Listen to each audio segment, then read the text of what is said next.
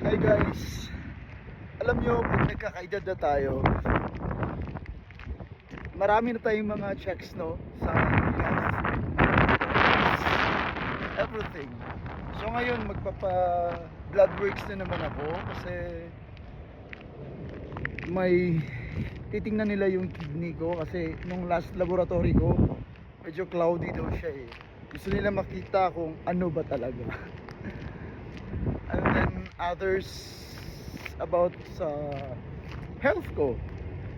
Naniniwala talaga ako na health is wealth. Ito yung pinaka-importante nating alagaan para makasurvive tayo and we will stay longer. Kasi sa atin, importante talaga na may pera, no? Kasi nakakaano siya eh, nagpapataas siya ng buhay. Kasi kung wala tayong pera, mahirap. Pero good thing sa dito sa Canada, libre kasi lahat eh. Yung gamot ko, yung laboratories ko. So wala akong masyadong problema. So ito yung advantage pag nasa Canada ka. Kasi yung health system dito is maganda.